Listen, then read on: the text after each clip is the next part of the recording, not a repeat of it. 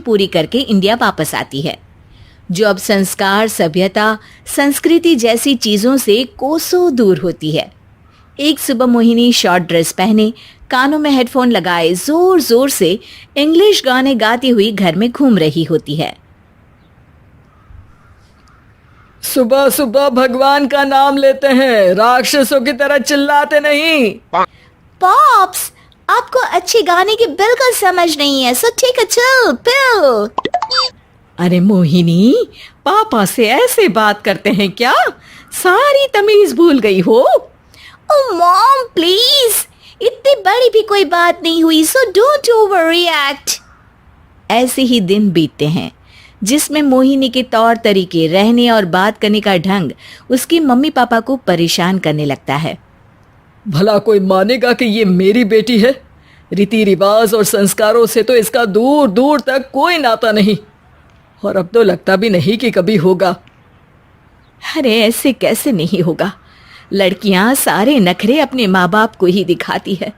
ससुराल जाकर उन्हें सब कुछ करना भी पड़ता है और मानना भी। पत्नी की बात शास्त्री जी समझ जाते हैं और कुछ ही दिनों में अपने से भी ज्यादा धार्मिक परिवार में निखिल के साथ मोहिनी का रिश्ता पक्का कर देते हैं। रिश्ता तो पक्का कर दिया, पर यहाँ मोहिनी को कैसे मनाएंगे? शादी ब्याह के मामले में आटे में नमक जितना झूठ तो चलता है जी।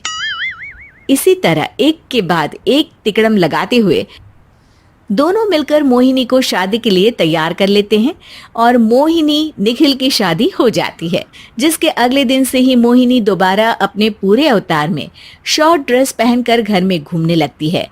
बहू को ऐसे देख सास की आंखें फटी की फटी रह जाती हैं। अरे ये क्या बेशर्मी है, हमारे घर की लड़कियां जींस तक नहीं पहनती और तुम बहू होकर इतने छोटे कपड़े पहनकर पूरे घर में घूम रही हो। सीरियसली मॉम, प्लीज आप अपनी इस 80 के दशक वाली सोच में मुझे इंक्लूड मत करो। हाय तौबा, एक तो बेशर्मी दिखाती है, ऊपर से सास के साथ जुबान भी लड़ाती है। अरे जल्दी कपड़े बदल कर आ, घर की पहली आरती तुम्हें ही करनी है। इतनी देर में निखिल भी वहां आ जाता है।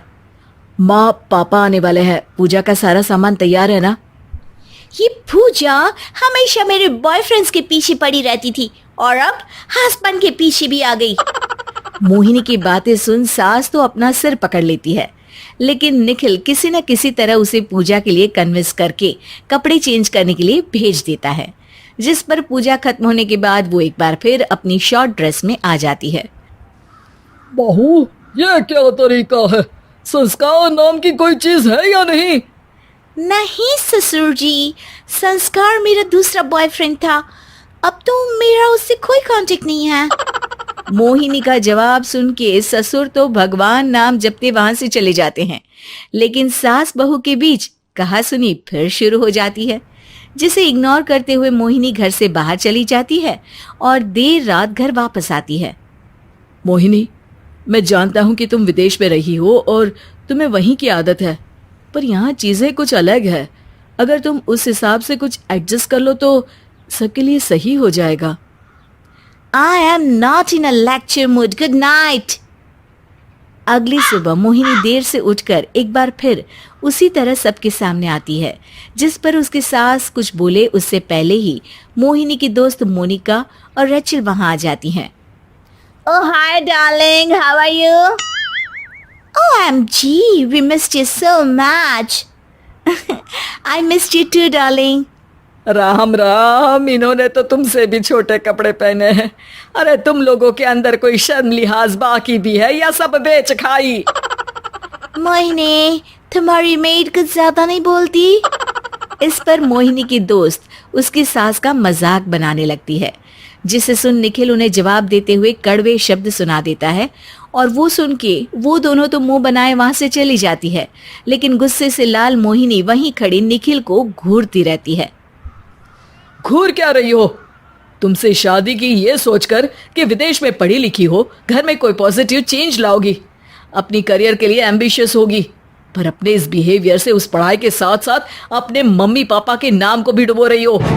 अगर तुम्हें ऐसे ही हाल रखना है तो यहाँ रहने की कोई जरूरत नहीं है। निखिल की बातें सुनकर मोहिनी रोते हुए घर छोड़कर अपनी मम्मी पापा के पास वापस आ जाती है। ससुराल में सब कुछ ठीक तो है? वो अपने आप को समझते क्या है? मोहिनी पर चिल्ला रहे हैं? मैं क्यों उसके इशारों पर चलूं?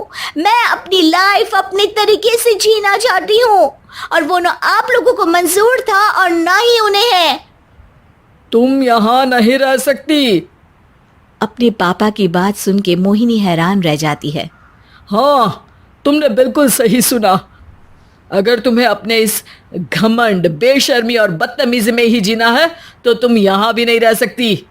बेटी, मैं मानता हूँ हमारे यहाँ रीति रिवाज बहुत मायने रखते हैं और हमने उन्हीं के ओवरडोज से बचाने के लिए तुम्हें विदेश भेजा था।